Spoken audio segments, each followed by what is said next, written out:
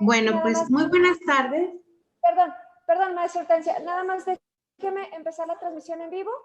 Un segundito, por favor, y ya iniciamos. La verdad.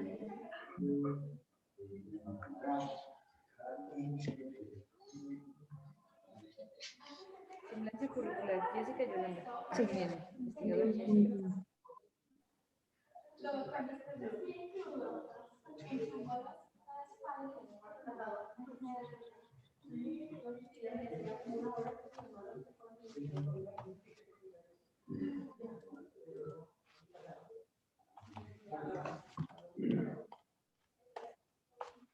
Ahorita me tomas una foto porque...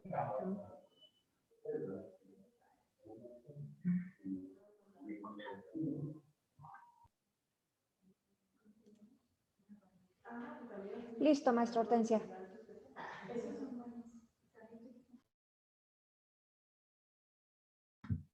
Buenas tardes. Bienvenidas a la conferencia La violencia hacia las mujeres, cómo identificarlas y mecanismos para atenderlas sobre su erradicación. Mi nombre es Hortensia Loredo Torres, directora de la Instancia Municipal de las Mujeres aquí de Río Verde. Les damos la más cordial de las bienvenidas a todas las asistentes y también a todas las integrantes del Consejo de Igualdad Sustantiva entre Mujeres y Hombres de aquí del municipio de Río Verde, San Luis Potosí, así como público en general. También agradezco la participación de la doctora Urenda Keletsu Navarro, quien amablemente aceptó nuestra invitación, por lo que me permito compartirles su reseña. Urenda Keletsu Navarro Sánchez es licenciada en Derecho por la Facultad de Derecho de la Universidad Autónoma de San Luis Potosí. Maestra en Historia por el Colegio de San Luis AC.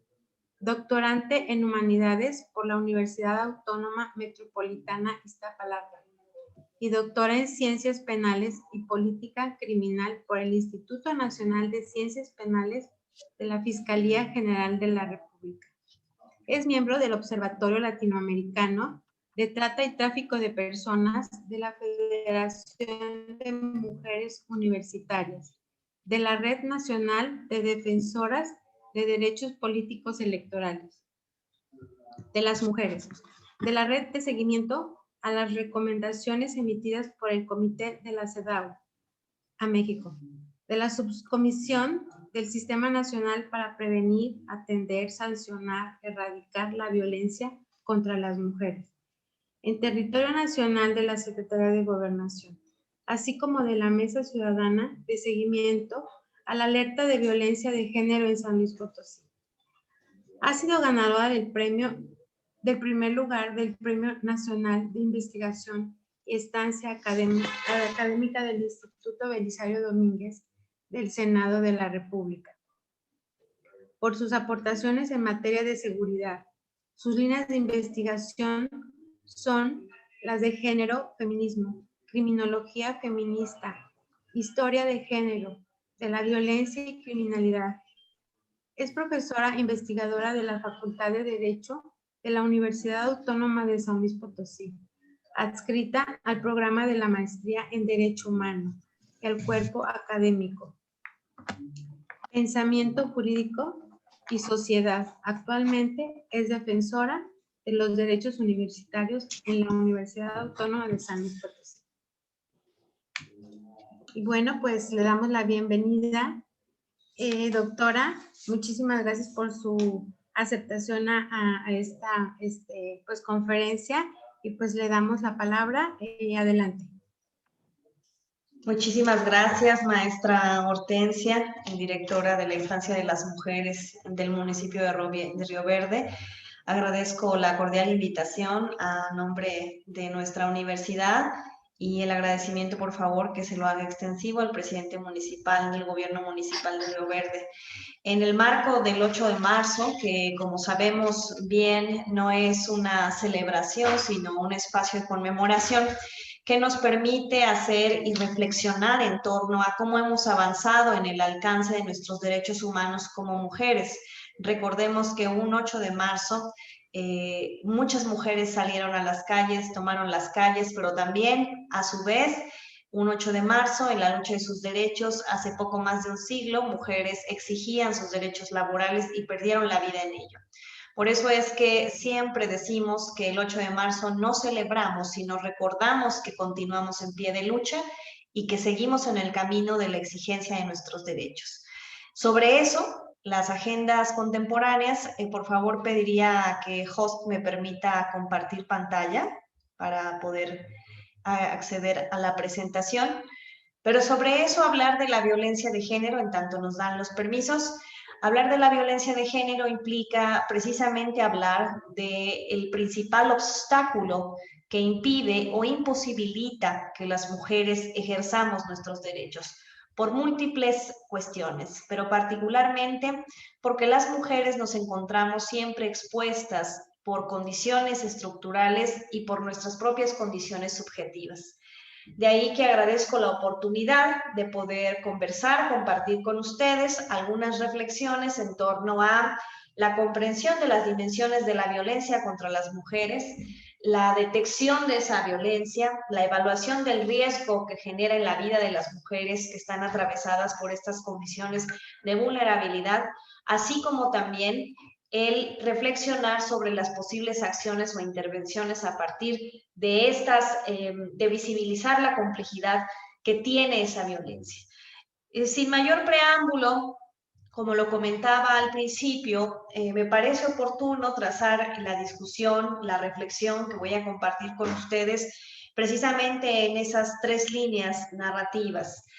Comprender la complejidad de la violencia contra las mujeres, comprender de manera específica qué involucraría que nosotras, quienes se encarguen de brindar la atención integral a las mujeres, tengan que realizar o evaluar el riesgo que les atraviesan.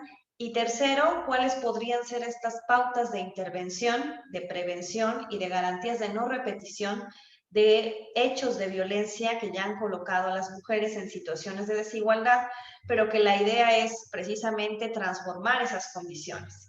En función de eso, me parecía por ello importante comenzar compartiendo con ustedes que es complejo hablar de la violencia de género si queremos pensarla únicamente como una forma de manifestación que se da a partir de las relaciones en sentido estricto, si no visibilizamos que esta se ve, digámoslo, favorecida por las condiciones estructurales. ¿Y a qué me refiero con ello? Pues a este concepto que denominamos como violencia estructural, que nos permite entender cómo se entrecruzan, cómo atraviesan las condiciones estructurales la vida de las mujeres. Y cuando digo condiciones estructurales, la pregunta seguramente que surge es, ¿qué es eso de las condiciones estructurales? Es decir, ¿de qué estamos hablando? Cuando hablamos de condiciones estructurales, estamos hablando de las condiciones de vida digna, es decir, ¿qué constriñe nuestras condiciones de vida digna? ¿Qué lo constriñe? El sistema económico, es decir, tenemos un sistema económico que favorece la acumulación del dinero en manos de unas cuantas personas, que favorece también la mercantilización de los cuerpos de las mujeres. Cuando surgió el capitalismo en su momento, lo que se mercantilizaba eran los objetos. En el siglo XXI se mercantilizan los cuerpos, y no todos los cuerpos, sino los cuerpos de las mujeres. Un fenómeno que expone claramente esto es el de la trata de personas. La trata de personas con fines de explotación sexual da claramente cuenta de cómo una mujer puede ser explotada para tener una relación sexual 60 veces al día con distintas personas, por decirlo menos, ¿no? Eso habla de esas condiciones estructurales. ¿Qué otra parte encontramos en las condiciones estructurales también? La cultura. Esa cultura que desde la literatura y desde los estudios de género se ha denominado como cultura patriarcal o sistema patriarcal, que es un conjunto de creencias basadas en la dominación masculina que se perpetúan a través de prácticas, de instituciones como la familia, de mecanismos de parentesco como el parentesco patrilineal, y esos mecanismos inciden directamente en las posibilidades que las mujeres tenemos en el ejercicio de los derechos. Entonces, como podemos advertir, esa violencia estructural, cuando nosotros nacemos ya sobre esas condiciones estructurales. La otra tiene que ver, por ejemplo, con la pertenencia a una condición, a una comunidad étnica, la pertenencia racial también, las diferencias en términos de género, de clase, esos sistemas de opresión que no vienen de ahorita, sino que tienen una raigambre histórica muy importante y que a través de ellos se han dado los procesos de socialización. Esos procesos han condicionado quiénes somos y en dónde estamos paradas y parados, porque nos atraviesan a hombres y a mujeres. El tema es que no nos atraviesan por igual, porque a nosotras nos atraviesan no solo una condición de género, sino otras condiciones más. En el caso de los hombres, hay una condición de género favorable, quizá les atraviesan otras tantas más que producen una serie de discriminaciones. Pero particularmente la violencia estructural incide en la esfera inmediata de derechos de vida digna de las mujeres. Cuando yo me refiero a esos derechos de vida digna, ¿a qué me estoy refiriendo? Me estoy refiriendo a los derechos mínimos que requerimos las personas para garantizarnos la vida, entre cuáles el trabajo digno, la salud, la educación, por mencionar solamente algunos, el acceso al patrimonio. Estos derechos que los ejemplos que acabo de dar no son exhaustivos ni limitativos, sino más bien enunciativos de un conjunto de derechos que se consideran el techo mínimo que una persona debe de tener para poder construir sus libertades, mejor conocidos en el ámbito jurídico como DESCA, es decir, derechos económicos, sociales, culturales y ambientales. Esos derechos, si nosotros constreñimos uno, como lo es el inacceso al derecho a la salud, afectamos el resto de los derechos por su principio de interdependencia, es decir, todos los derechos se entrelazan. Si yo no tengo un trabajo digno, es muy probable que no pueda acceder a un esquema de salud también que me garantice que cuando tenga una situación pueda enfrentarla dignamente, a eso nos referimos, ¿no? La dignidad se traduce como el principio del respeto irrestricto a la vida, entendido no como un acontecimiento biológico, sino entendido como el proceso progresivo a partir del cual las personas, cuando tienen condiciones, pueden construir su autonomía. Si no hay esas condiciones, es decir, si no tenemos derecho a esas condiciones, si no tenemos patrimonio, si no tenemos un salario digno, si no tenemos prestaciones sociales, si no tenemos acceso a la educación, eso va a constreñir que la persona, en este caso la mujer que le atraviesan esas condiciones, no pueda ejercer plenamente sus derechos y su autonomía esté constreñida. Entonces, ¿qué hace esa condición?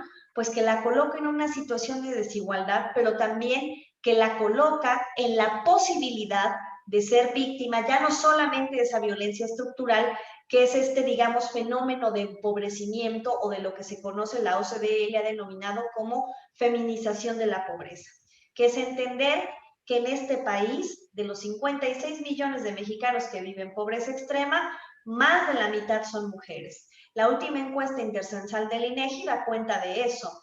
Las mujeres no detentamos en su mayoría la propiedad, las mujeres seguimos teniendo trabajos precarizados, aunque constituimos un número muy importante entre lo que se conoce como población económicamente activa, somos el número preponderante en la no económicamente activa, población que es clasificada porque no tiene prestaciones sociales, es decir, las mujeres se concentran dentro de la población que no tiene acceso a prestaciones sociales, con todo lo que eso implica, ¿no?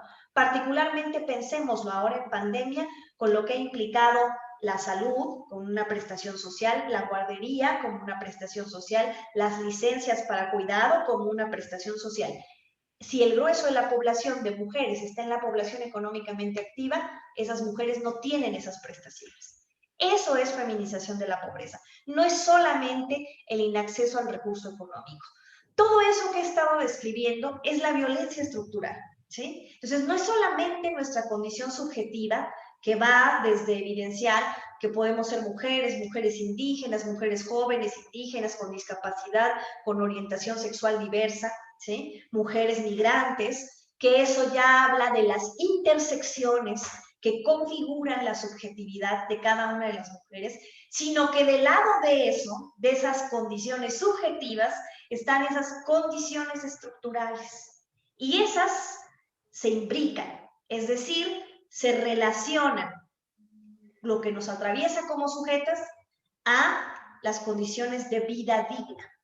Entonces, si aunada a las condiciones de vida digna, estas condiciones subjetivas que nos atraviesan también son consideradas dentro de un sistema cultural como opresiones, ¿sí?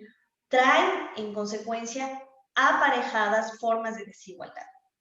De ahí que lo que vemos es que no solo se produce violencia estructural, sino también violencia superestructural que se genera por esos mecanismos de perpetuación de las desigualdades culturales que leen, digamos, escanean quiénes son esas personas y en función de quiénes son esas personas, por las capas, por estas intersecciones que les atraviesan, si se permite o no, o si se condiciona o no el acceso a sus derechos. Por eso me parece que es importante entenderlo, porque si nosotros analizamos desde esa perspectiva, la simple condición de ser mujer implica ya dentro de todo ese entramado de desigualdades una bastante compleja, una que hace que frente a los hombres que pudieran estar también en condiciones de violencia estructural, todavía las mujeres se encuentren en una posición mayor de desventaja por su condición de género. De ahí que sea tan importante evidenciar cómo se produce la violencia, que no es solamente lo que advertimos a nivel estructural y superestructural, que son esas formas de manifestación de la violencia que atendemos, sino que difícilmente una condición de una mujer que ya ha experimentado una violencia va a cambiar si esta retorna y su entorno sigue siendo desfavorecedor, ¿sí? De ahí que sea tan complejo el poder reducir todo el conjunto de brechas de desigualdad. Porque sí, quizá retorne a un espacio seguro, pero siga sin tener acceso a un trabajo digno. Y eso la va a seguir colocando en condiciones de vulnerabilidad o en condiciones de desigualdad estructural. Por eso no es obvio ni resulta innecesario tener que recordar justamente que lo que yo denomino como violencias superestructurales son justamente estas que vemos, las manifestaciones de esa gran violencia compleja de la cual estoy hablando, que de manera también enunciativa, no limitativa, sabemos que la violencia de género es este gran universo de las violencias que se cometen contra las mujeres, pero que existen distintas formas y que no es que si se presenta una se excluyan otras, sino que por lo regular esas violencias son conexas. Y esto es importante entenderlo, porque nosotros no es gratuito que se haya construido este instrumento del violentómetro, porque es el que nos ha permitido entender no solo la sistematicidad de la violencia, que qué implica hablar de sistematicidad de la violencia, implica entender que la violencia es gradual, que si empieza siendo leve, seguramente irá aumentando, pero también implica entender, y a eso vamos con que es sistemática, que es progresiva, que se va conectando, que una violencia traerá aparejada otra. A eso me refiero con conexidad. Entonces, estas violencias no se presentan por separado. Hay episodios de violencia física acompañados desde el principio de violencia psicológica, o lo que estamos frente a los escenarios contemporáneos ante nuevas formas de violencia que se ejercen sobre los cuerpos de las mujeres. Esas nuevas formas de violencia que ya no están siendo cometidas por los actores tradicionales que nosotros esperábamos siempre ver o señalar que el feminicida era o el agresor era la pareja, es decir, una persona conocida, alguien con quien se había tenido una relación sexoafectiva. Hoy no quiere decir que haya dejado de haber ese tipo de violencias cuyo ofensor esté claramente identificado. Hoy sabemos que aparte son cometidos por agentes externos, por agentes emergentes como el crimen organizado, que a su vez en sus estructuras reproduce esas relaciones de desigualdad de género y utiliza los cuerpos de las mujeres para enviar mensajes de territorialidad, como lo hace con los territorios en sentido estricto de la palabra, ¿sí? Entonces eso ha complejizado la violencia sexual. La propia Corte Interamericana de Derechos Humanos ha dado cuenta de cómo se ha tecnificado la violencia sexual para convertirse en un mecanismo de tortura. A diferencia de la tortura que se encuentra en los cuerpos de los hombres o de las personas sobrevivientes a episodios de tortura, cuando se ha entrevistado a las mujeres que han vivido tortura, esta siempre ha estado acompañada del componente de violencia sexual. El caso conocido, llevado a la Corte Interamericana, es el de las mujeres de Atenco, ¿sí? Es decir, es un componente de violencia que se da en razón de género. De ahí la relevancia de entender por eso las dinámicas, y que no me parece obviar el hablar de los tipos de violencia, porque esos tipos de violencia no tendríamos que estarlos entendiendo como conductas aisladas, sino como conductas, como lo decía, sistemáticas, progresivas y que se tecnifican. Y cuando uso la expresión tecnificar, me estoy refiriendo a que se mejoran, ¿sí? Se articulan, se van desarrollando, potenciando su capacidad lesiva. Ejemplo, cuando nosotros decimos un arma se tecnifica, es que es un arma que se mejora para que su capacidad de hacer daño sea mayor. La violencia feminicida, la violencia de género, se ha tecnificado, se ha mejorado. Las formas de esa violencia no son resultado tampoco gratuito de nada. Hay toda una cultura de enseñanza a los hombres de esa masculinidad hegemónica que se distingue por el ejercicio de la violencia, que está siendo difundida a través, por ejemplo, del consumo de la pornografía, del consumo del capital sobre los cuerpos, que busca justamente ser pedagogía sobre la violencia hacia los hombres. Y es ahí de donde vienen los aprendizajes del uso de la violencia. Cuando vemos que en la industria de la pornografía se fomentan las violaciones tumultuarias, nombrándolas de otra manera, y vemos que se presentan hechos de violencia como el caso de los porquis, que es una violación tumultuaria, vemos cómo la pedagogía de la industria pornográfica ha tecnificado un mecanismo de ejercicio de violencia sexual contra las mujeres en la vida real, ¿sí? Entonces no podemos justificar que es por el placer. El deseo se construye mediante pedagogías de la crueldad sobre los cuerpos de las mujeres. Entonces es importante por ello reflexionar que no podemos seguir pensando ingenuamente, y con ello no quiero decir que sean menores, por ejemplo, esas violencias, las violencias psicológicas o las violencias económicas, sino al contrario, que éstas se han modificado como se han modificado nuestras relaciones, y que éstas están siendo atravesadas como también están siendo atravesadas nuestras relaciones hoy en día a partir de todo este mercado, de todo este consumo y de todo esto que también se ha discutido mucho en la academia, de una política que administra la muerte, mejor conocida como necropolítica. De igual forma, es concluyente lo que la última encuesta sobre el uso del tiempo en los hogares en México, la famosa ENDIRE de 2016, nos arrojó. La conclusión de esta encuesta es, digámoslo, desbordante, porque de lo que alcanza a dar cuenta es que no hay mujer que a lo largo de su vida no haya vivido, más bien dicho, algún tipo de violencia. Es decir, todas, seguramente las que estamos aquí, podemos dar cuenta de haber vivido en algún ámbito de nuestra vida algún tipo de violencia. A lo mejor ustedes dicen, no, a mí nunca nadie me ha golpeado, nunca me ha dejado psicológicamente. Bueno, las violencias sexuales comunitarias, si yo hiciera aquí un ejercicio de preguntarles a cuántas de ustedes las han acosado en la calle, es muy probable que todas levantáramos la mano, ¿sí? Y eso es parte de las conclusiones del ENDIRE.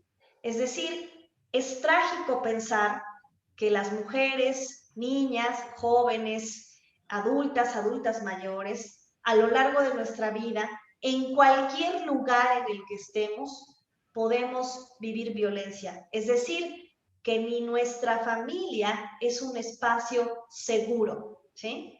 Y eso habla de la importancia de la reflexión. ¿Dónde están los espacios seguros para las mujeres? ¿En la comunidad? Definitivamente no. En el trabajo, es muy claro que existen muchos casos de hostigamiento y acoso sexual. En la escuela también, ¿no? Las universidades hemos tenido un gran señalamiento sobre ese tema. Institucionalmente, la violencia que pueden ejercer las instituciones, por mencionar nada más algunas. Es decir, no hay espacio seguro. No hay espacio que nos pueda garantizar. No es gratuito que, por ejemplo, tengamos una estrategia nacional sobre prevención del embarazo adolescente, en donde una de las principales causas de ese embarazo adolescente es, ante todo, ¿sí?, que hay violaciones en las casas, hay abusos sexuales en las casas, que no son denunciados, que son tabús en la familia, que son minimizados. Eso habla de lo que he estado diciendo. Ni nuestra casa es un espacio seguro. Y no estoy haciendo una generalización. Lo estoy diciendo de manera muy clara, en sentido estricto, para entender que es difícil ser mujer hoy y ser mujer que está expuesta evidentemente por esa condición de género a vivir un sinfín de violencias. De ahí la necesidad de partir de forma inicial con esa reflexión. Porque como lo decía claramente, cuando yo me refería hace un momento, la violencia es sistemática, la violencia es progresiva, la violencia implica que esas conductas se vuelven conexas, ¿sí? El problema de que es progresiva, de que es sistemática, de que sea conexa, es que todo eso puede tener un resultado. Y el resultado de esas violencias es una muerte de una mujer causada evidentemente por el hecho de ser mujer. Y eso tiene un nombre aquí y hasta la Patagonia, feminicidio, ¿sí? Esto fue algo que en su momento discutieron. Hoy una cosa es lo que se ha investigado como feminicidio en el ámbito sociológico, en donde hay cabida a múltiples formas, incluso hay quien ya habla, como Rita Segato, del femigenocidio, este feminicidio producido por actores emergentes como el crimen organizado. Nosotros regularmente, o las autoridades de investigación, lo que hacen es que investigan feminicidios sexuales íntimos, que son los cuyo perpetrador es una persona que haya tenido una relación sexoafectiva con la víctima y que incluso durante algún momento desestimaron el resto o siguen desestimando el resto de las muertes violentas de mujeres porque el perpetrador no es una pareja, aun y cuando el tipo penal de feminicidio nos dice que es feminicidio toda muerte violenta de mujer y que lo que nos va a permitir acreditarlo son eso que denominamos como razones de género, entre cuales, por ejemplo, que tenga tortura sexual, que el cuerpo esté expuesto públicamente, por mencionar algunas de ellas. En algunos es considerado un agravante, en otros estados ese es un tema que tiene que ser abordado también por el legislativo federal, que ya se ha discutido de la necesidad de homologar esas investigaciones sobre el tipo penal de feminicidio. Pero también es cierto que la complejidad de no entender qué implican esas muertes violentas ha hecho y ha generado muchísima impunidad. Y esa impunidad va desde las propias acciones que tuvieron que haberse tomado para evitar o prevenir esa muerte violenta, como por ejemplo la efectividad de órdenes de protección, como la efectividad de las acciones de prevención, porque eso es altamente cuestionable. En México estamos acostumbrados a que las estrategias de prevención radican principalmente en grandes campañas de información, y lo cierto es que esas campañas de información no tocan la vida ni el día a día de las mujeres. Las mujeres de ahorita se están preguntando qué van a llevarle de comer a sus hijos, qué van a hacer ahorita que por pandemia no cuentan con sus redes de apoyo, que se enfrentan a los cuidados. Eso es lo que les preocupa a las mujeres del día a día, no estas grandes campañas. Entonces, las estrategias de prevención tendrían que estar precisamente enfocadas a tocar la vida de las mujeres, a llegar ahí, a una, digámoslo, dimensión de lo comunitario a la que no están llegando. Y sin embargo, se siguen haciendo campañas y campañas y se siguen gastando miles y millones de pesos en eso. Cuando eso no ha demostrado, no hay una correlación entre el resultado de esas campañas y la disminución de la violencia. No hay, ¿sí? Y no es gratuito que no haya. Son acciones que no se territorializan, son acciones que no tocan la vida, las esferas vitales de una mujer y por lo tanto no implican una transformación. Frente a todo eso, la creciente violencia contra las mujeres, de lo que da cuenta y de lo que ha estado de patente poniéndose sobre la mesa, es la falta de capacidades instaladas en las instituciones para atender la violencia. Eso de entrada va a imposibilitar el acceso a la justicia a las mujeres, pero no solo eso, a la atención y a la reparación y por supuesto a la no repetición de hechos que las puedan volver a colocar en situaciones de desventaja o en situaciones de desigualdad. Y en ese sentido, sabemos que si bien se han construido rutas críticas de atención, que contamos con protocolos, que en el ámbito, por ejemplo, de la investigación, que es la Procuración de Justicia, hay un protocolo para investigar el feminicidio, que en el ámbito de la Administración de Justicia existe el protocolo para juzgar con perspectiva de género, pero poco o nada de eso sirve cuando hay un evento de una muerte violenta de una mujer y no se investiga como feminicidio, o cuando hay un pronunciamiento incluso antes de, o cuando las autoridades prejuzgan a las víctimas. Y eso es importante. Pienso, por ejemplo, en los delitos de violencia sexual, que son delitos de realización oculta, y en donde el valor de la víctima, el dicho de la víctima es preponderante, porque los medios para probar una violencia sexual como un abuso no son los tradicionales, y hay un desconocimiento institucional para hacerlo. O incluso en violaciones, en donde con todo y existiendo certificaciones médico-legistas, un juez o una juez, por carecer de perspectiva de género, niega una orden de aprehensión, ¿sí?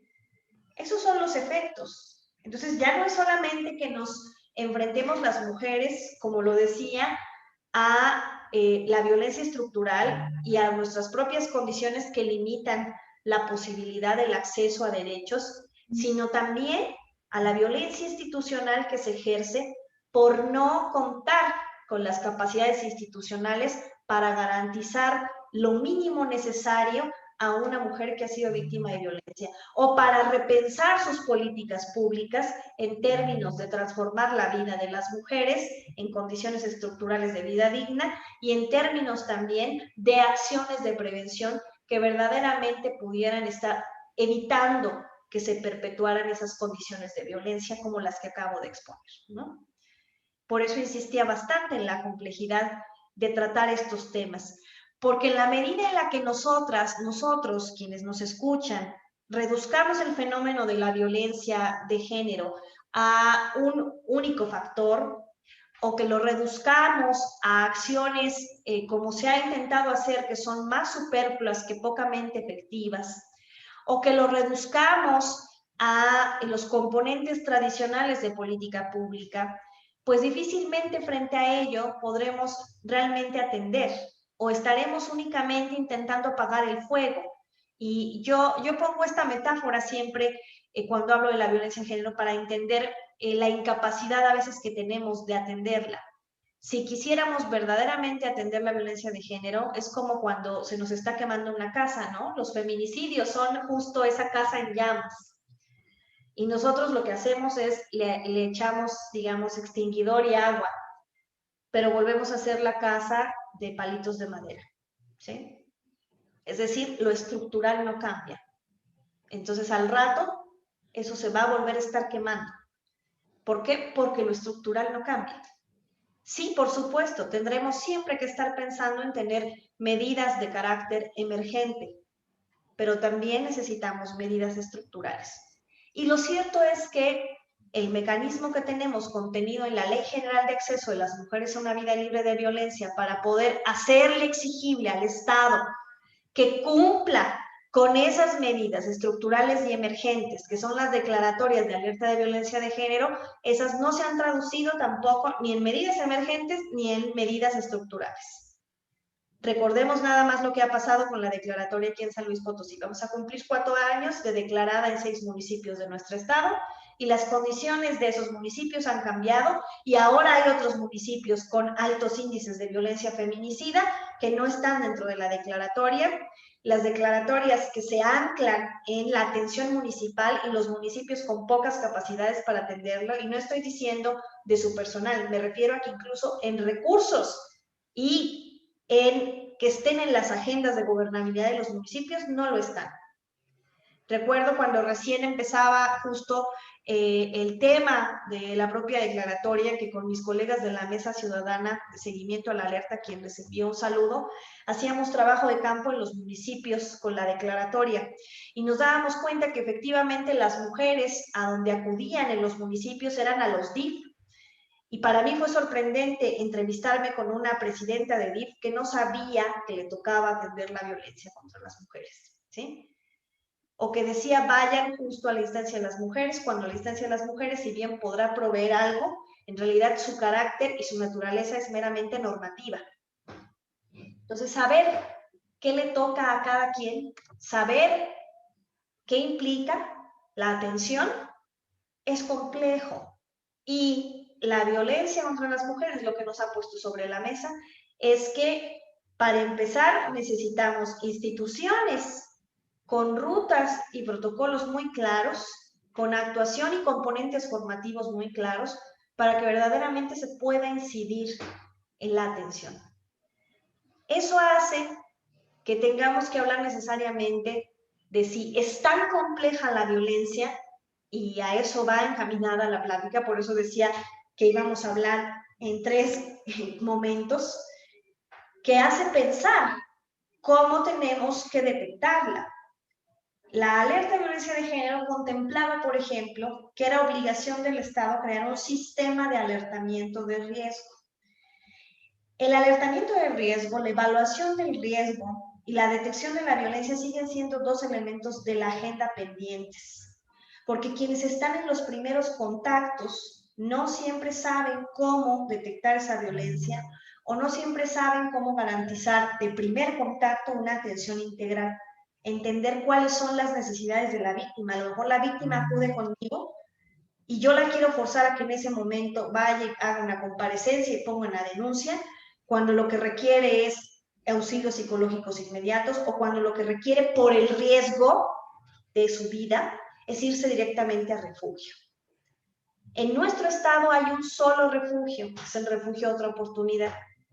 Lo que hay en el interior del estado, que es con lo que cuentan los centros de justicia para las mujeres, son albergues o estancias temporales, cuya función es coordinarse con los refugios para sustraer a las víctimas de posibles riesgos de pérdida de vidas. El refugio, la salida del refugio es cuando yo evalúo el riesgo y me doy cuenta que si yo no intervengo, la víctima puede perder la vida.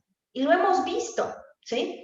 Víctimas que recurrentemente van y dicen, es que yo ya denuncié, ya tengo órdenes de protección y ya les dije que me sigue amenazando, y lo cierto es que no se le ofreció jamás a la víctima la posibilidad del refugio. El refugio ciertamente es voluntario, ¿sí?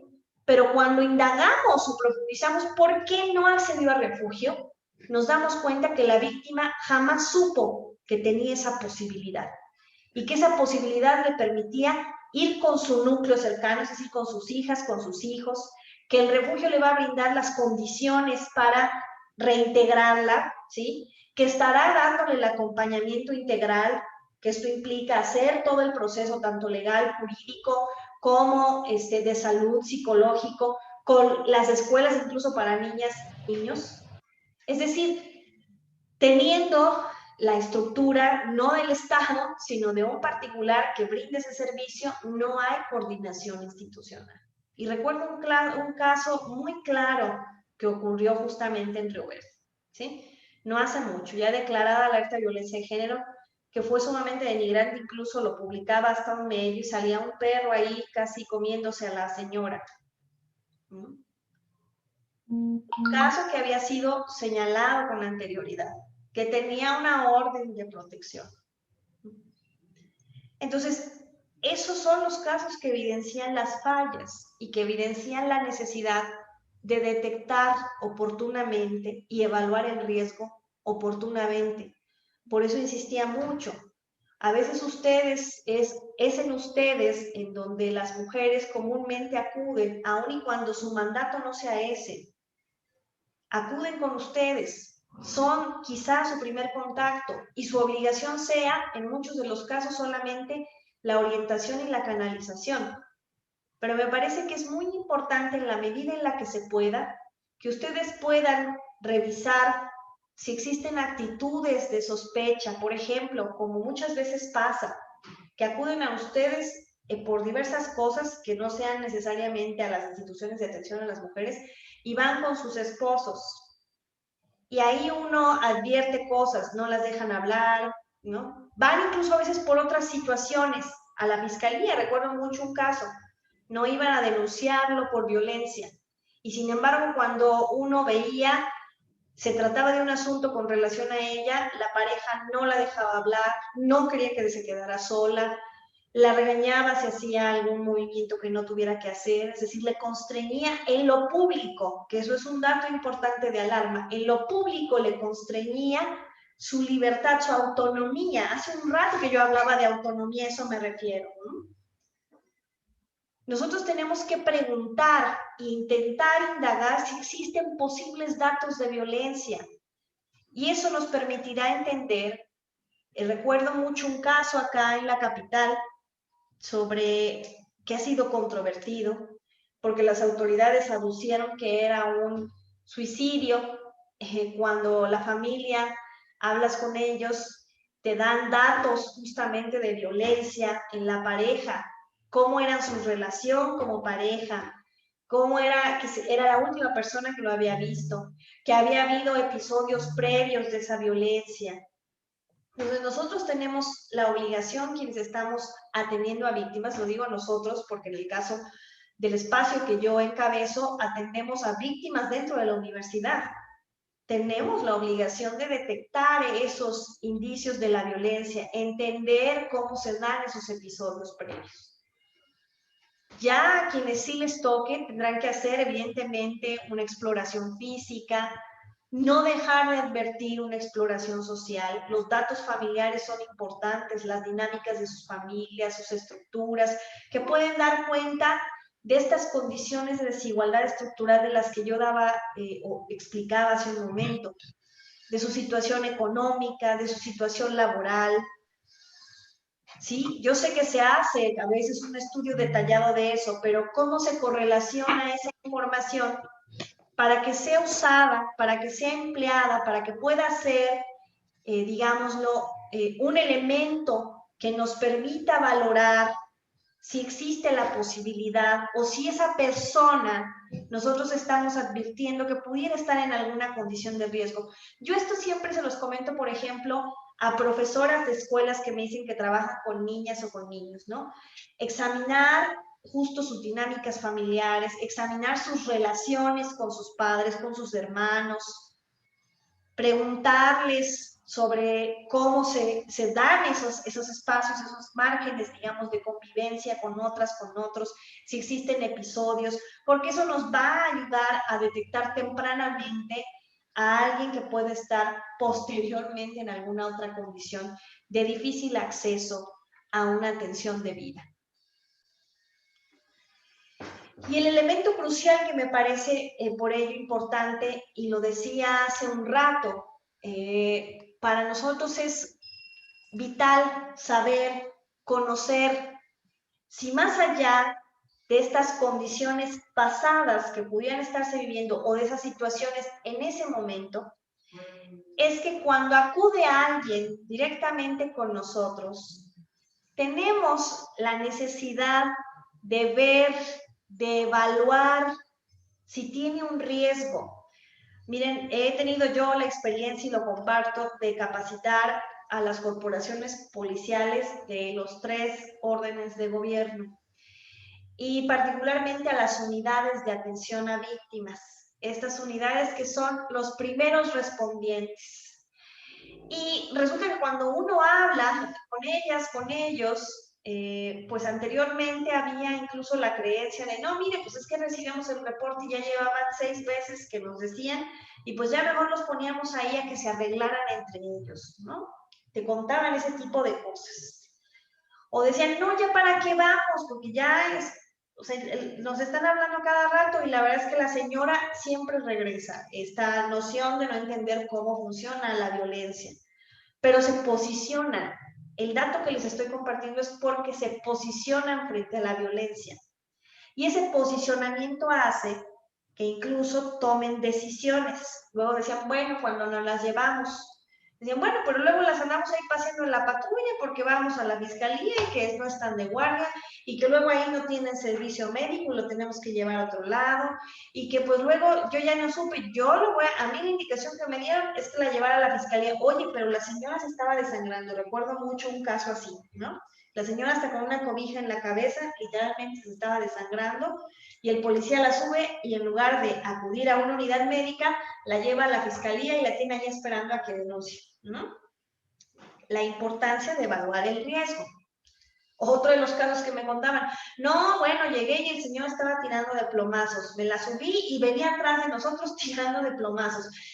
Eso da cuenta de que no solo está el policía en riesgo, sino que la mujer está en riesgo de perder su vida si después de la atención retorna al espacio, ¿sí? Entonces, ¿qué tiene que hacer un primer respondiente o quien tiene primer contacto? Evaluar el riesgo, tomar decisiones en función de eso, saber qué procede ahí, qué necesita la víctima. Hace un rato lo decía, la víctima es muy probable, como en el caso de la señora que les decía de la cobija, la señora no necesita declarar en ese momento, la señora necesita atención médica de urgencia, ¿sí? O en los casos en los que han vivido tortura sexual, que eso se documentó, por ejemplo, mucho en Guatemala, las mujeres lo que necesitaban porque estaban disociadas era atención psicológica inmediata, ¿sí? Entonces, no podemos partir de una, digamos, receta igual en la atención para todas. Por eso es vital tener los esquemas de evaluación del riesgo. Un esquema de evaluación del riesgo nos va a permitir conocer si la mujer teme por su vida. Ese es un dato de alarma para nosotros. Y ese dato de alarma nos tendría que estar indicando, ¿sabe qué? Necesita que yo le diga qué es el refugio. Necesita que le explique, ¿sí? Necesita que le ofrezca la estancia transitoria. Necesitamos saber si su agresor se encuentra en el lugar o si va a ir a buscarla. Este ejemplo que les decía, el que venía atrás, o sea, era evidente que en el momento en que la señora dejara la fiscalía, el tipo iba a estar allá afuera. Y si venía tirando plomazos con todo y la policía, pues ¿qué le garantizaba que ella no? Saber que ella te proporciona información de que en algún momento, cuando retornan, ¿sí?, tienen conductas agresivas. ¿Cómo evitarlo? ¿No? Que ya con anterioridad han vivido episodios de violencia, que han estado hospitalizadas. Esos son datos ya de alarma, o sea, eso ya nos está diciendo que ahí algo pasa, que ha sufrido continuamente amenazas, incluso cuando ya no viven o conviven como pareja. O sea, hay quienes van y los siguen y los buscan, no solo las amenazan a ellas, sino amenazan a las familias, ¿sí?, a sus parientes, que tuvieron o vivieron violencia durante el embarazo, que la frecuencia y la intensidad de las agresiones ha ido, hace un rato que hablaba de sistematicidad y de progresividad de la violencia, ha escalado en un lapso de tiempo, o sea, en un paso de tiempo incluso a veces mínimo. Son datos de alarma, ¿sí? Y lo que yo quisiera decirles es que no esperemos que las víctimas identifiquen estos datos de alarma. En muchos de los casos para ellas no hay condiciones de su vida que les permitan hacerlo.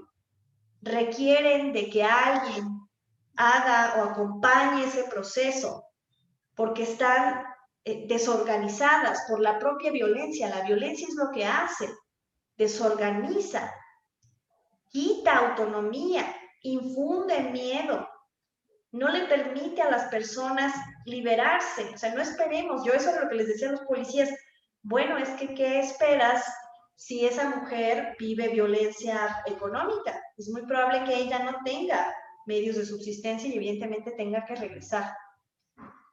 Hemos visto casos en donde incluso hay antecedentes de que el ofensor ha agredido también a los hijos, ha ejercido violencia sobre los hijos o sobre las hijas. Entonces son datos de alarma que, insisto, no esperemos que ellas necesariamente lo identifiquen como riesgo, porque como han vivido sistemáticamente la violencia, como han aprendido a normalizarla, es difícil que ellas puedan dimensionar qué tan grave es esa violencia. Por supuesto que hay muchas que viviendo episodios de esta naturaleza construyen estrategias de resistencia, ¿no? Hemos visto casos de legítima defensa, hemos visto casos que se han documentado a nivel nacional incluso, donde resultado de un continuum de esas violencias, mujeres han privado de la vida a sus agresores porque casi las matan. Y eso evidentemente con una justificación jurídica penal. No estamos diciendo que eso sea así siempre, pero lo pongo de ejemplo porque ¿a qué extremo llevan la violencia? Y por eso decía, entendamos, se tecnifica. Recuerdo un caso de Ciudad Juárez, que fue muy sonado en medios, una joven que conoce a un abogado que le llevaba cerca de 15, 20 años de edad, son pareja, siempre tuvo relaciones, tuvieron una relación muy violenta, muy controlador. Un día, después de todos estos episodios que estoy diciendo, ella va a hacer una tarea con sus amigos porque estaba estudiando, le está marque y marque más de 50 veces, ella está toda nerviosa, va y la busca a la casa con una pistola, todo el camino la va amenazando, llegan a la casa, la sigue amenazándolo con su hija, ¿sí?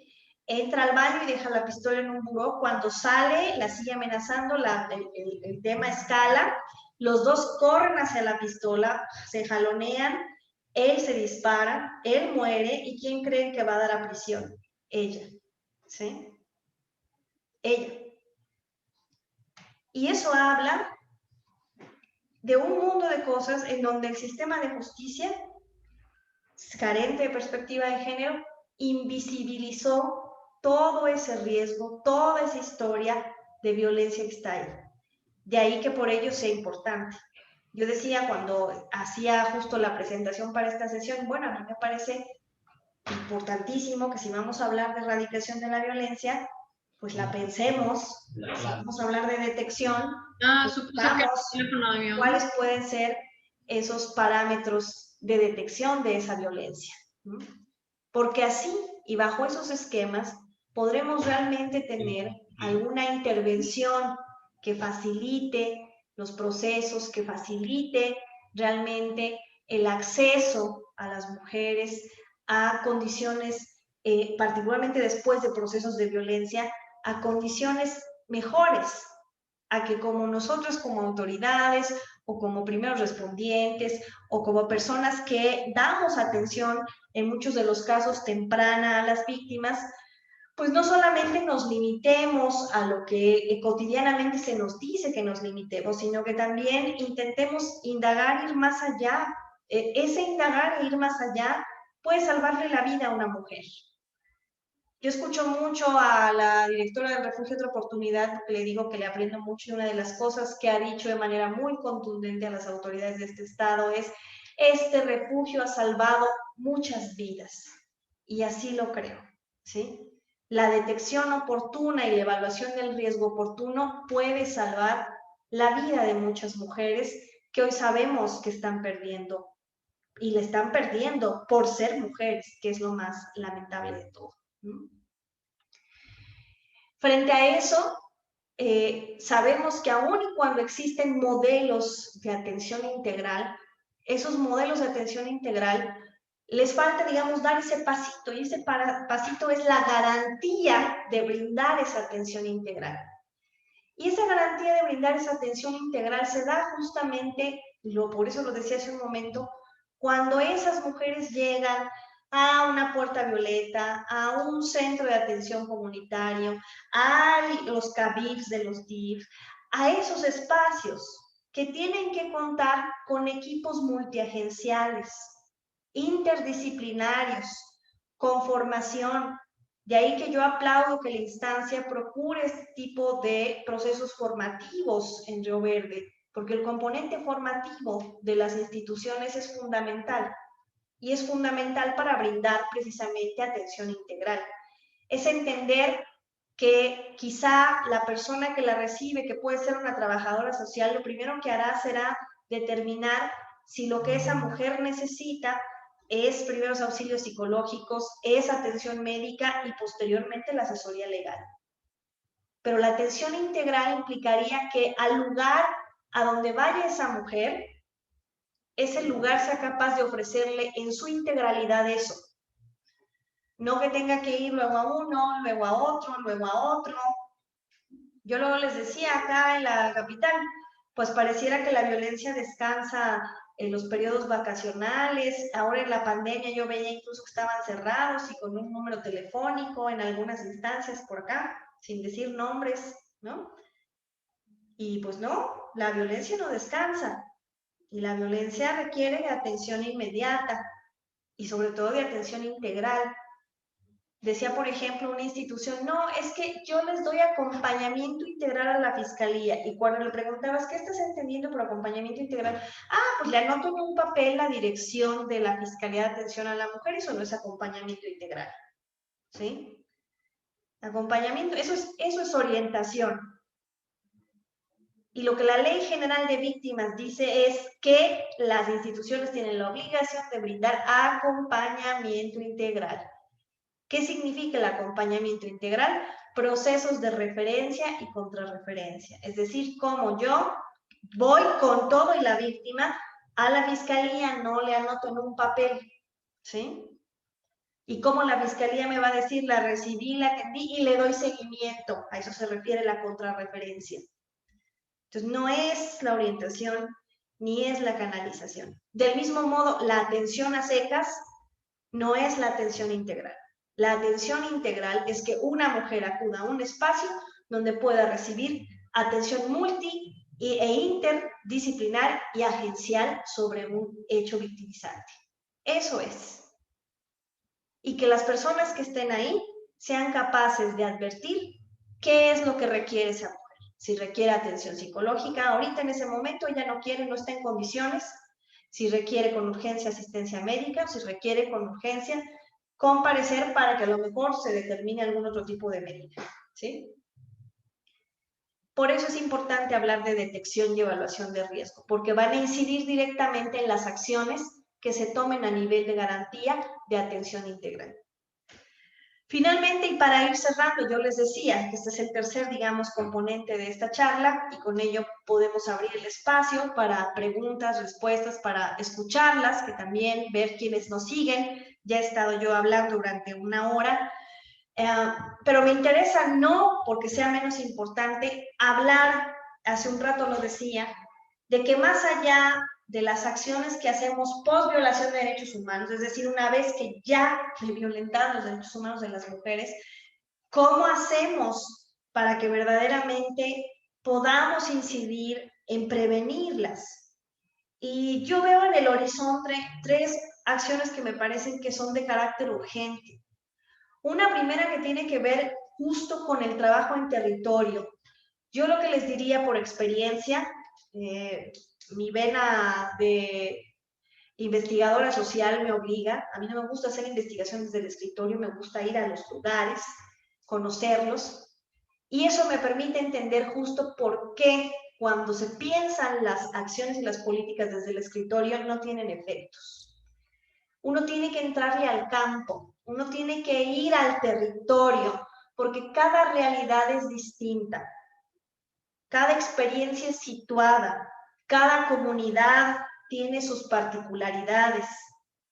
Entrar a territorio implica justo tener el pulso de cómo está y qué se requiere. De ahí que cuando les decía hace un momento, estas grandes campañas no llegan ahí. Ustedes verán a lo mejor en el camino un anuncio del Instituto Nacional de las Mujeres combate tal cosa, ¿no? O un anuncio del Sistema Nacional hace tal cosa. Pero ese anuncio no llega a la comunidad, no baja a ese nivel territorial. Tenemos que empezar a desplegar acciones preventivas territorializadas. Ustedes dirán cómo jornadas comunitarias sobre detección de la violencia, con padres, con madres, con jóvenes, ¿sí? Pero necesitamos trabajo territorializado, o sea, necesitamos ir ahí, no esperar a que se venga a nuestro escritorio y desde aquí nosotros pensemos que es lo mejor. Hace un rato les decía, a mí me pidieron realizar un diagnóstico sobre el embarazo adolescente en 5 municipios con alta tasa de fecundidad en San Luis Potosí para detectar incluso violencia sexual. Y recuerdo lo que me decían las personas que estaban trabajando con CEGE. Lo que me decía la CEGE era, no, es que lo que creemos nosotros como causas de eso es que no tienen condones, por eso se están embarazando muy jóvenes, ¿no? Cuando uno no va al territorio, puede pensar esas cosas. Cuando uno va al territorio, se da cuenta que eso no es así. Fuimos al municipio de Venado, el centro de salud nos dice, no, pues de que tengo condones, pero pues no es eso. Cuando hablas con los jóvenes y les preguntas, oye, ¿por qué o qué onda? Pues porque aquí acabas la prepa y se acabó, no hay más. Estudiar la universidad estando en la puntita del perrito aquí en San Luis, ¿sí? Allá donde diría mi mamá, grita Tarzán, tiene implicaciones. No hay una universidad cercana. Moverse a Matehuala le sale 60 pesos el transporte de ida, 60 de venida. En una familia cuya cabeza de familia trabaja en un jornal y gana 20 pesos diarios y tiene 4 hijos. ¿Cómo va a poder ir a estudiar? ¿Sí? Esa es la realidad estructural. Cuando uno ve eso en territorio, se da cuenta que lo que le están diciendo en la capital de no, condones para todos, que eso sea la política de prevención, se cae completamente. Entonces necesita uno ir a territorializar las acciones de prevención. ¿Qué otros elementos considero también importantes? No retornamos a la víctima a su comunidad, ni hacemos responsable a la comunidad. Sus ofensores son parte de esa comunidad. Y no los hacemos responsables, los expulsamos y a las víctimas las estigmatizamos. No hacemos que ellas retornen al espacio de forma segura. Por ejemplo, nosotros lo vemos acá en las universidades. Después de que ha pasado un episodio de violencia, donde la han estigmatizado y donde va a continuar estudiando. ¿Cómo le hacemos para transformar su contexto inmediato y evitar eso? Pues necesitamos el trabajo, necesitamos generar acciones restaurativas con la comunidad, acciones restaurativas a favor de la víctima. La justicia restaurativa no es solamente la mediación y la conciliación, son todos esos procedimientos que permiten justamente atender las necesidades de la víctima, reintegrarla a la comunidad, que la comunidad se haga responsable de la víctima y del ofensor. Y eso es algo que yo no veo en absolutamente ningún programa, ¿sí? Y por último, y no menos importante, sino al contrario diría, es quizá el más complejo. Necesitamos que el Estado verdaderamente tome acciones. Cuando yo hablaba al principio de violencia estructural, por eso quería explicar la complejidad de esa violencia estructural. Con un yo estoy muy bien y a todo el mundo le deseo amor y paz, yo no detengo la caída del precio del petróleo. Pongo este ejemplo y ese parangón, porque con un yo estoy bien y todo va a estar así, no desaparezco la violencia estructural, ¿sí? Se requieren acciones profundas, acciones que transformen la realidad estructural de las mujeres. Si, por ejemplo, y lo cuestiono mucho en los centros de justicia para las mujeres. En su área de empoderamiento, lo que les están enseñando es hacer cupcakes y poner uñas, lo único que están haciendo es reforzar y reproducir estereotipos de género. Eso no les da capacidad competitiva laboral a las mujeres, ¿sí? Y hay que decirlo con todas sus letras. A eso me refiero con acciones estructurales. Cuando no cuestionamos ni siquiera las propias agendas de empoderamiento. Entonces, yo solo quise compartirles tres, porque si vamos a hablar en términos de detección y erradicación, pues hay que hablar de complejizar las acciones y hay que hablar de la necesidad que tenemos de actuar conjuntamente. Algo de lo que hemos advertido en los últimos años, que a propósito de lo que yo les comentaba de la Declaratoria de Alerta de Violencia de Género, es que las autoridades actúan descoordinadamente, sectorizadamente y en muchos de los casos reproduciendo la misma violencia de la que se vienen doliendo las mujeres. Entonces, la invitación que les hago en el marco de la conmemoración del 8 de marzo es justamente a replantear lo que estamos haciendo. Reflexionar implica llevar al terreno esa reflexividad de que eso que estamos cuestionándonos incida directamente en la transformación real de la vida de las mujeres. Yo les agradezco mucho. Con ello cierro mi intervención y quedo abierta a sus preguntas, a sus comentarios. Les dejo mi contacto para cualquier duda, aclaración. Estoy a sus órdenes. Muchas gracias.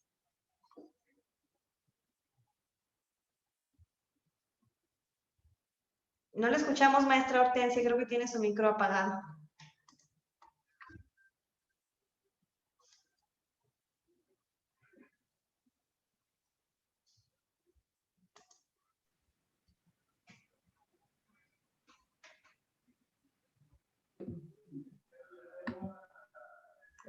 Ya.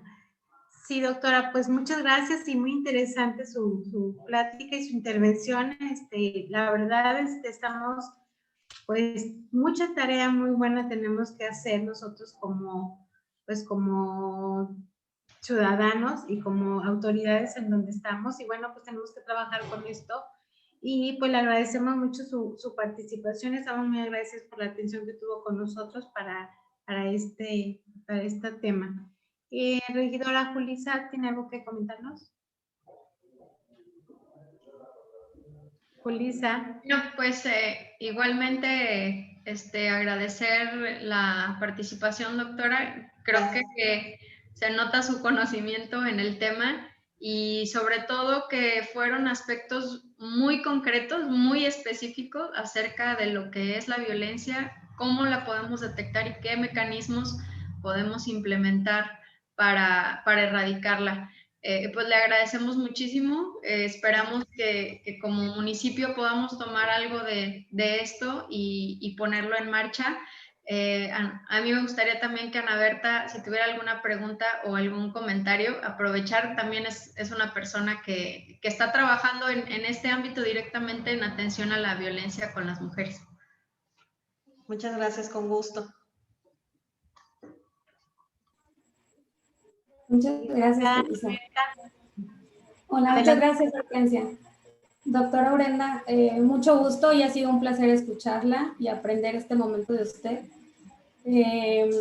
Su servidora, estoy en este momento en representación de la señora Maricruz Álvarez Alfaro, presidenta del Sistema Municipal de Río Verde, quien recién ha tomado el cargo, pero está muy comprometida igualmente con la sociedad, las mujeres rioverdenses, desde nuestro encargo, desde nuestra área, pues siempre estamos al pendiente de las necesidades de las mujeres víctimas de violencia, que las hace un grupo en situación de vulnerabilidad y que por ese motivo desde el sistema municipal DIF se atiende de manera integral desde el área de trabajo social, psicología y el departamento jurídico.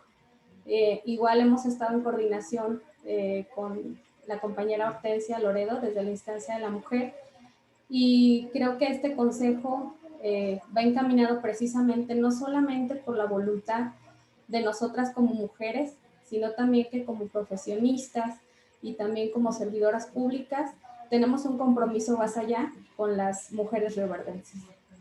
Le agradezco mucho, Hortensia, la invitación a nombre de la señora Maricruz y en mi nombre. Muchas gracias y claro, doctora Brenda, tenemos mucho trabajo por hacer.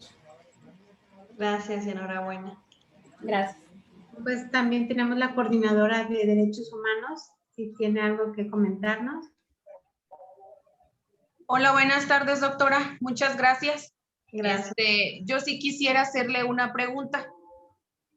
Yo quiero saber, cuando en este caso los hombres que son generadores de violencia, ¿podría haber para ellos una rehabilitación? ¿El generador de violencia, el que genera la violencia, se puede rehabilitar? Sí, la pregunta me parece muy oportuna porque esa es una gran discusión y creo que lo que habría que voltear a ver son las experiencias comunitarias, ¿no?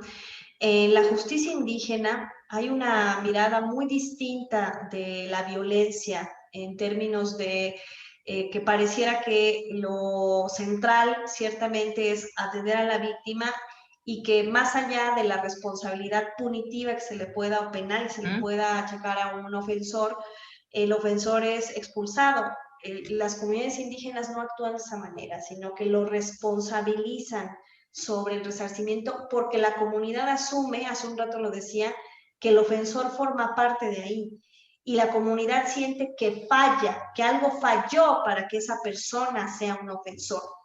Y entonces trabaja en restituir, en rehabilitarlo. Y me parece que ese ha sido un componente que nosotros como sociedades occidentales no hemos volteado a ver los aprendizajes de los saberes de las comunidades indígenas y que si bien se han hecho programas de tratamiento a hombres con comportamientos violentos para justo no generar la estigmatización, la realidad es que son los menos los que participan. Y eso sigue hablando de que a nivel cultural, cuestionar la masculinidad hegemónica con todo lo que eso implica es bastante complejo. Y yo diría que no tendríamos que estarla trabajando ya una vez que un ofensor realizó lo que hizo, sino que tendríamos que estarlo trabajando desde antes. Es decir, cómo los hombres a su vez hablan con sus hijos de estas masculinidades tóxicas, ¿no? Cómo las escuelas no nada más hablan de violencia de género, sino cuestionan la masculinidad también, porque ese es un proceso que se tiene que dar y el problema es que no lo estamos dando.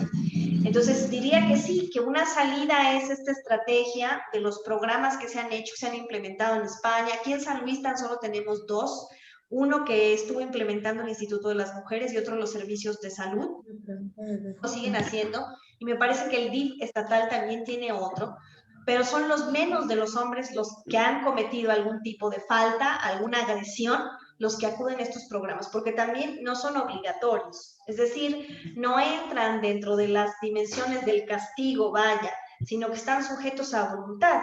Y el problema es que efectivamente, pues podrá haber sido sancionado, pero no tenemos la certeza de la garantía de no repetición. Y es ahí, hace un momento que yo lo decía, donde tendríamos que estar pensando, ¿qué hacemos para que no?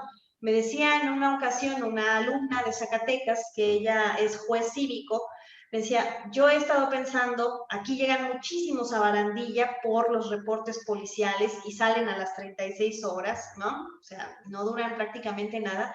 ¿Cómo en lugar de trabajo comunitario los mando a terapia? ¿Sí? Me decía así. Y efectivamente yo le decía, pues no es descabellado, habrá que buscar el candado legal ahí que nos permita hacerlo. Pero es eso, no pensamos en estrategias de qué hacemos, por ejemplo, en un nivel tan fácil como lo que es la justicia cívica que le compete a los municipios. Ustedes dirán, nosotros como municipios estamos muy constreñidos porque la parte de persecución del delito, de ejecución y lo demás no es algo que nos toque. ¿Sí? Pero ella justamente en ese sentido se preguntaba, ¿qué puedo hacer si mi herramienta es la justicia cívica? Bueno, pues habría que ver los candados legales o no, o las posibilidades legales que se pueden desde la justicia cívica para darle un tratamiento a hombres con comportamientos violentos. Gracias, doctora. De nada. Si me permiten abonar un poquito a la respuesta para la compañera, la licenciada Mayra, Efectivamente, en el sistema municipal DIF estamos recibiendo para atención psicológica después de un procedimiento legal a hombres agresores, y se están recibiendo para terapia psicológica dentro de una de sus medidas cautelares. Gracias, licenciada Ana Berta. Sí, a tus órdenes.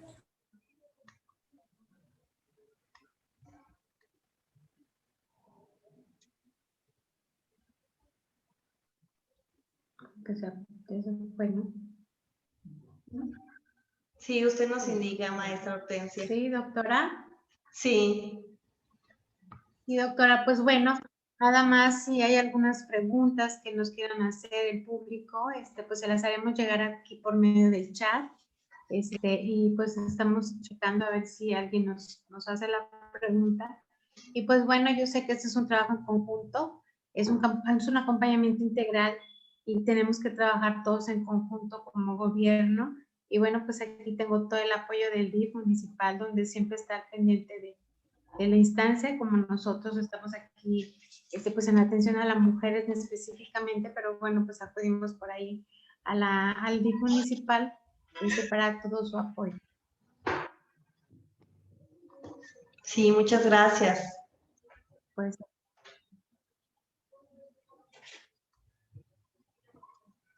creo que no hay preguntas.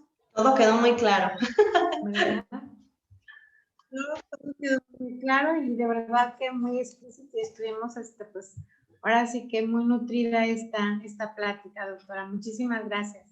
Al contrario, que tengan muy buen día. Yo les agradezco nuevamente y les reitero el agradecimiento a ustedes, particularmente por hacerse el tiempo, por la invitación y por el interés de discutir, porque creo que eso es lo más importante. Les agradezco mucho.